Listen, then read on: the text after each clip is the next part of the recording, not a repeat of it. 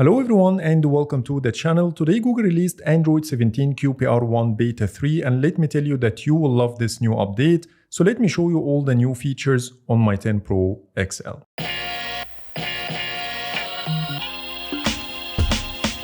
So let's start with the build number as usual. It's CP31.260.508.005 and now let's take a look at the new features. Let's start with the lock screen. On the right, I have Android 16 for reference, and the first change is how the lock screen animates when you press the power button or tap the screen. So take a look at how the media controls animate.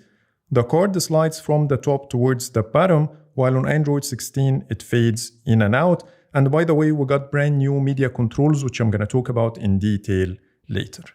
The second change is how the at-a-glance widget looks. It has a bolder font, plus there is a smaller margin between the media controls and the at-a-glance widget, which makes it slightly better in my opinion. The third change is in the unlocking keypad. So let me lock the two phones and then swipe up. The first thing you will notice here is the enter pin text is much bigger in comparison.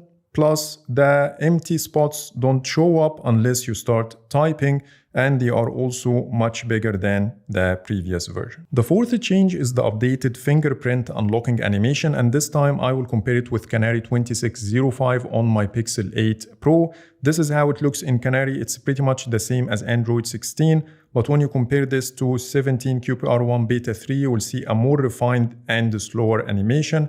And here's one more time to see the difference between the two.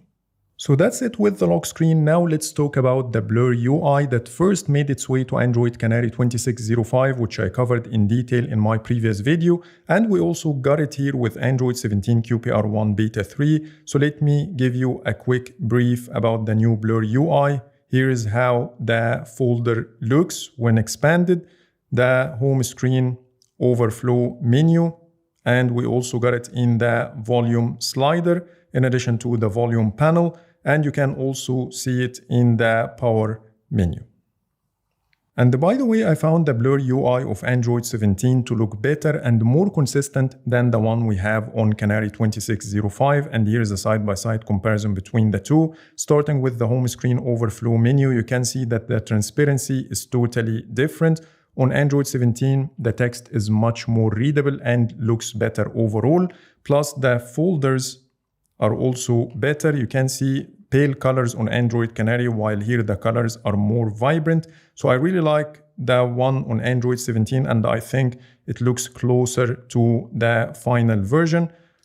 And here's how the volume panel looks on both. Again, pale background color on Android Canary, while here it picks the colors really well. In contrast, Android 17 now matches Canary when it comes to the app shortcuts menu, and we have the same expand behavior, so you can switch between the actions and the shortcuts by tapping on this button. And unfortunately, we still don't have the app lock feature for those who ask. Now let's move on to the quick settings and notifications shade, which got most of the new changes, starting with the expand animation. When you swipe down fast, you can see a bounce at the end. When you compare this to all other versions of Android, the same behavior doesn't happen.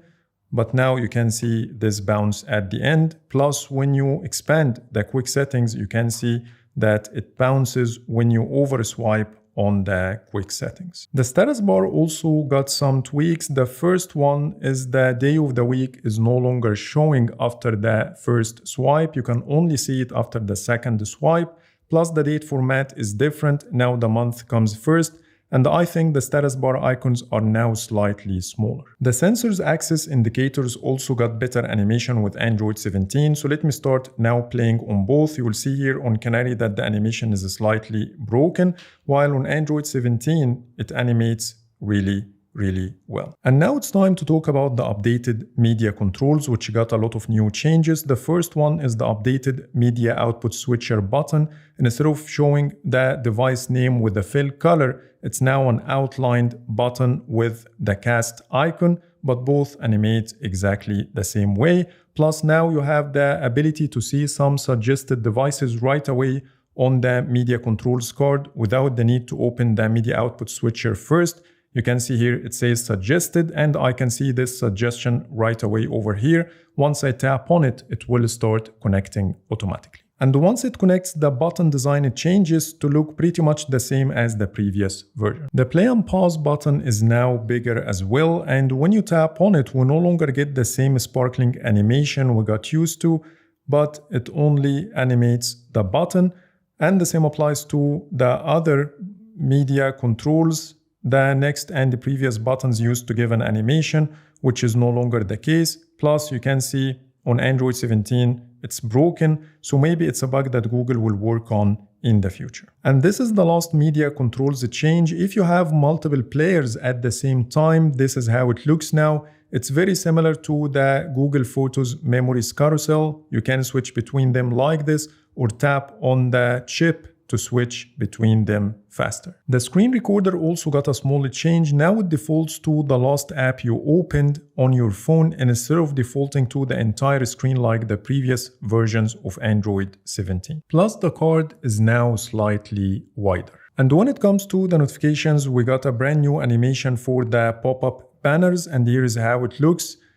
It's much slower than the previous versions of Android. It slides in and then out very slowly. When you compare this to something like Android Canary or Android 16, you will see a big difference in the speed. On the previous versions, it's more bouncy and faster than the one we have on the left. So that's it with the quick settings and notifications, but before jumping to the new changes under settings, let me show you the latest wallpapers added to the Wallpapers by In-Depth Tech Reviews app. You've seen some of them throughout the video to show you how they look in real life. Plus, you have the ability to download any of these wallpapers locally on the device to be able to apply the wallpaper effects of Android 17 on any of them, which will make your smartphone look even better. If you want to give it a try, you will find Google Play Store download link in the description. And now let's get back to the video. Now let's talk about the new changes under settings, and the first one is under apps, then default apps, then digital assistant app. This menu is now simplified with Android 17. For reference, this is the previous menu on Android Canary.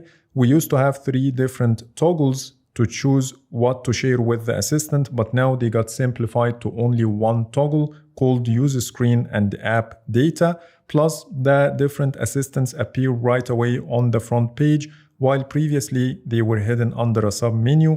Plus, the none icon is gone from Android 17. The second change is a new feature I've seen a lot of people requesting in the comments of my previous videos. When you go to sound and vibration and then vibration and haptics, now we have a slider for the keyboard vibration with 4 different levels to choose from, and you feel a preview of the haptic feedback when you change the slider. For reference, we used to have a toggle in the previous versions of Android without any modification. Under System and then Keyboard, we got a brand new toggle to show or hide the keyboard switch key. If you remember, a long time ago, we got this key at the bottom right corner to change the language. If you want to turn off this feature, you can simply turn off this switch, and it's now gone. Back to System, under Date and Time, we got a brand new time format picker, and this one is the same one we have on Android Canary. By this, I covered all the new changes in Android 17 QPR1 Beta 3. Now let's talk about the bugs I spotted while filming the video. The first one is the glitchy notification shade animation. It was working really well at the beginning of the video, but not anymore. The second issue is in the power menu. When I dismiss it, the blur background remains on the screen for a couple of seconds, which doesn't look great. Plus, the other things I can expand in this page don't add the same blur background as the power menu, which doesn't look consistent. The media controls also misbehave, especially if you have multiple players at the same time. So for example, when I play a song here, as you see, the video is now showing on the other side. It doesn't take you automatically to the other player. So when I tap on play, as you see, weird behaviors. Now the video player disappeared for some reason, and you will see a lot of issues similar to this one. But this build also comes with bug fixes, so let's go through them really quick. The first one is a recurring system error in Context Hub Client Manager that caused excessive logcat noise when attempting to send messages to unregistered clients. I don't understand anything. Clicking on the date on at-a-glance prompts to open the terminal Wi-Fi unexpectedly disconnects due to enormous low-quality detection despite strong signal strength. Users experienced frequent cracking or distorted audio during media playback from any source. UI elements are partially cut off or positioned off-screen when apps are expanded to full screen mode.